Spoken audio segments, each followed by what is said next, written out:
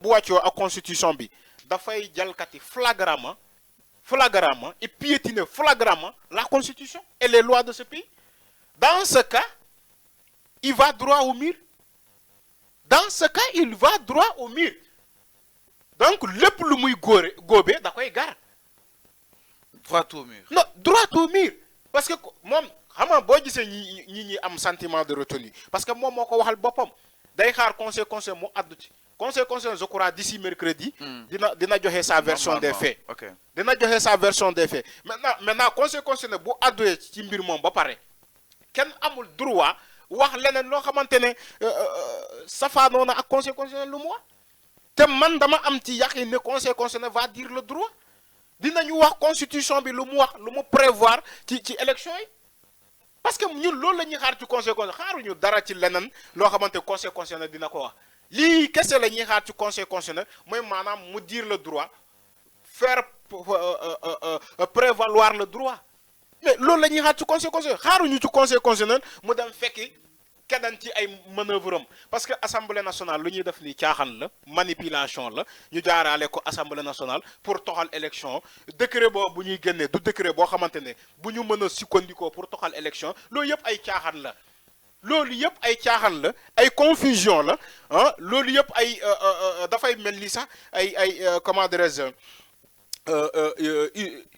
une autre bras armé boo xamante ne qui ne dit pas son nom maintenant lépp conseil constitutionnel kese mooy cundum boo xamante ne moom kese moo mën a wax nit ñi déglu ko conseil constitutionnel kese moo mën a wax nit ñi déglu ko parce que moom mooy tribunal électoral bi boo xamante ne moom mooy nekk avant pendant et après les élections conseil constitutionnel kese moo habilité à dire le droit à dire ce qu'il y en est de la constitution à dire ce qu'il y en est ci mbiri élection bi mais nekkul un décret présidentiel nekkul comment dire législatif l'Assemblée nationale. alors donc jàpp nga ni quelle que soit la question quand est-ce que l'Assemblée nationale commence à dire des élections. ok donc jàpp nga ni quelle que soit la décision du conseil constitutionnel le président Macky Sall amul benn choix. il est obligé de s'aligner peu importe la décision que dira le conseil constitutionnel le président de la République est obligé de s'aligner derrière ce conseil constitutionnel là loolu moo am.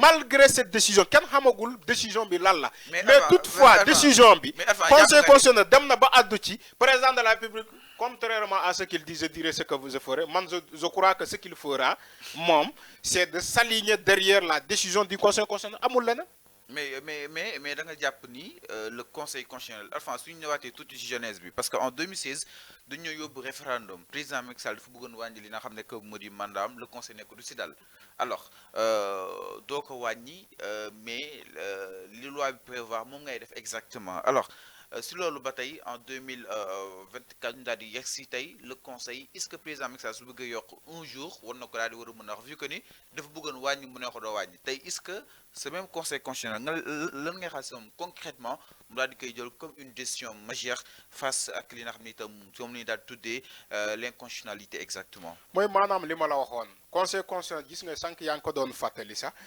donc le fameux référendum de 2016 boo xamante ne aussi juróo na fi coow moom moo ñu waraloon un mandat de 5 ans ou bien 2 mandats consécutifs dañ foofu lañ mbir mi comme tàmbalee mooy maanaam confusion boobu c'est-à-dire que sénégalais bu ñuy voté référendum boobu ci mandat présidentiel bi bàyyi ñu ci woon xel ni que dañuy ne un mandat strictement de 5 ans c'est-à-dire que il n'a pas le droit de faire 2 mandats de 5 ans ou bien 2 mandats tout court même si ñoom loolu lañ doon jël di ko tappale di ko caaxane mais la constitution waxul loolu dafa ne nul n'a le droit de faire 2 mandats consécutifs mooy maanaam le mandat est renouvelable qu'une seule fois conseil constitutionnel comment de constitution loolu la wax leneen keneen ku wax leneen loolu ça n'engage que lui. ok ça n'engage que lui maintenant ci yokk boobu ak wàññi boobu je crois que Macky Sall moom ci boppam moo ko waxal boppam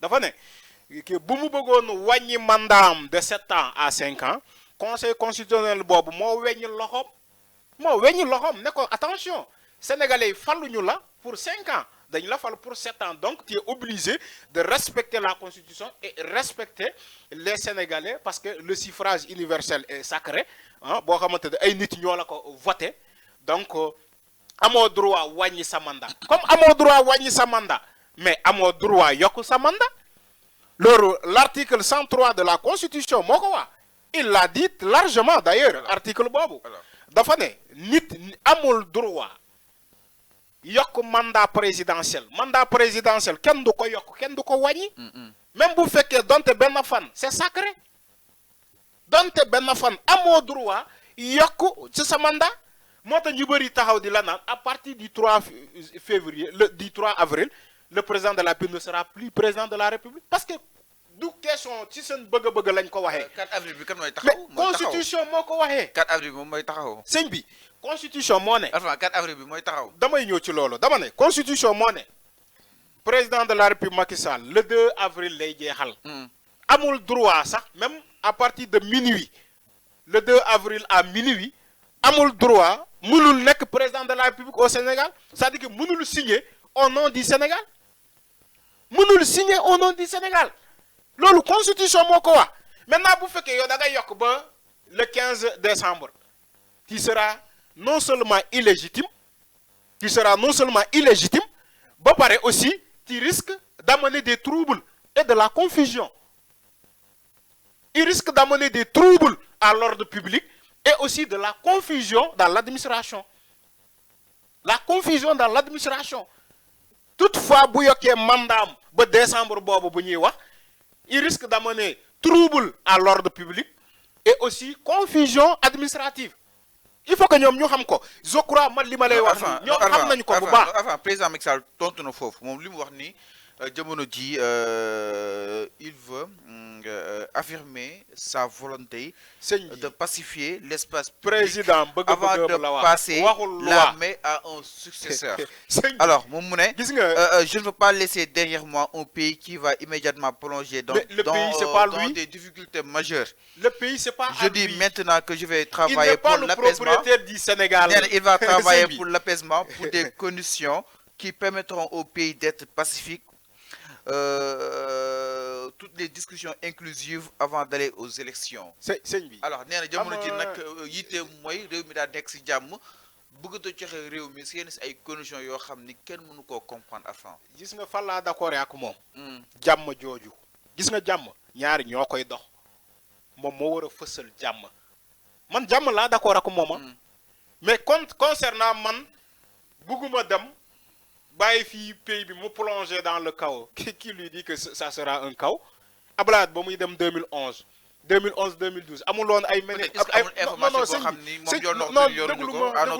déglu ma sëñ bi Abdoulaye ba muy dem en 2012 amuloon ay manifestation yu tar ci dëkk bi est-ce que Abdoulaye mus na taxaw ne bëgguma dem bàyyi fii Sénégal dans le chaos mus na ko wax ba Abdoulaye ba mu demee Sénégal dafa nekkoon ci kaw Abdou Diouf ba muy dem bàyyi Abdoulaye Wade en 2000 amuloon ay manifestation la crise casamançaise nekkul woon fii mu tàng jër ci jamono boobu est-ce que Abdou Diouf avait dit la même chose bugguma dem bàyyi fii Sénégal ci lii kenn du ko wax loolu kenn du ko wax loolu président de la République du ko wax loolu président de la République waru ko wax kenn waru ko wax. donc naka la analyser donc kenn warul ne kenn warul gis nga njiitu réew c'est dafa sacré yàlla moo koy maye yàlla moo koy nangu gis nga bu la ko mayee da ngay tàccu ñëpp ay tàccu gis nga bu la koy nangu it nga accepter da ngay nangu gis nga yàlla bu koy nangu bu koy nangu ci yow bu koy nangu da nga koy accepter ba pare gërëm ko. Imaginez au Sénégal ñaata nombre de nit ñoo fi yeewoo chaque jour ñaata nombre de nit ñooy yeewu Sénégal chaque jour.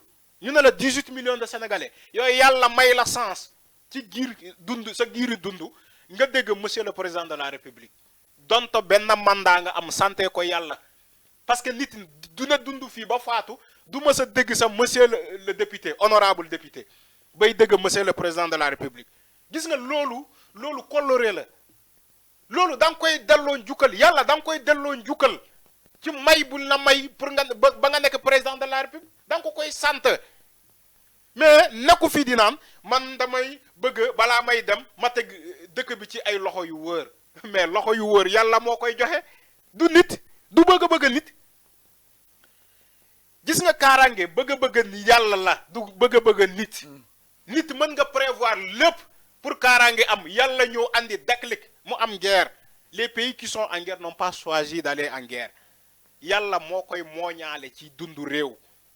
Yàlla moo koy mooñaale ci ay nit ay individu mais nekkul nii nga ne man balaa may dem bëgg naa balaa may dem ma delloo réew mi fu wóor mais du sa bëgg-bëgg yàlla moo koy définir du yow à ta personne kenn du ko wax kilifa du wax noonu c'est comme si on est en guerre. Le Sénégal n'est pas en guerre. Il n'y a pas de... Les informations sont là. Tout le monde a les informations. Okay. Tout le monde a les informations. Arrêtez de dire japonais dafa am information. Bobo légui yéen a koy wax. Bobo légui chaque jour bu ñu yeewoo est-ce que président amul information yu kenn amul ban information mus ngeen gis information yi ñëw. Ay forces occultes yi doon wax ay terroristes ba léegi benn Sénégal. Non parce que Cheikh Yérim Seck dafa woon que ni réew mi dafa menacé wu si li nga xam ne que moo di l'insécurité ak aussi à tout moment yi fi mën a ñoo frappé par rapport ak li nga xam ne que moo di li nga xam ne itam ñu koy gis si temps yëpp si yeneen dëkk yi Arfan jàpp na ni pour sécurité bi nag seul le président Macky Sall pouvait l'assurer. C'est que balaa ngay mën a wax yàq waxtaan dëgg-dëgg balaa ngay mën a yàq waxtaan dëgg-dëgg. mais ngay wax ay Cheikh Yérim Seck ay Madiambal Diagne ay c'est-à-dire que loolu dafay yàq waxtaan sëñ bi dama ne élection présidentielle wala réew du nit bëgg nit yi naan dama koy jox diw kenn du ko wax kenn du ko def c'est-à-dire que on n'est pas dans un royaume. On n'est pas dans une succession de trônes. On n'est pas dans une succession de trônes. Bayne man dama bëgg bala may dem ma joxe réew mi ci ay loxo yu wóor. Déedéet du yow yaa koy joxe. Dafa am yéene bi. Non. Askan Sénégal moo koy joxe. Du yow en tant que président de la République sa jëmm yow yaa koy joxe. Yow mënoo joxe réew mi. Mais pare bi moo koy rendre. Déedéet mënu rendre réew mi moomu ko. Mënul rendre ce pays. Il peut pas mënu ko joxe. Sénégalais yi ñoo koy joxe yàlla moo koy joxe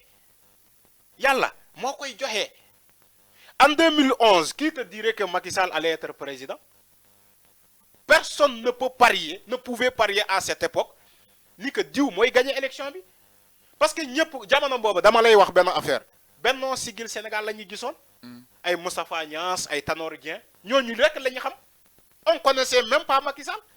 Comme gis nga lu dal Amadou Ba jamono bii nii moom moo daloon Macky Sall en 2011-2012 personne ne le connaissait même s'il a été premier ministre pendant longtemps tout ça comme Amadou Ba nu mu nekkee premier ministre mais les gens ne s'attendaient pas pour un Macky Sall pour mu nekk président c'est ça la réalité mais yàlla dafa am lu mu bind ba pare ne Abdoulaye Wade ñi nga bëgg a jox réew mi du ñoom laay jox réew mi man maay joxe man yàlla mu ñëw jox ko Macky Sall.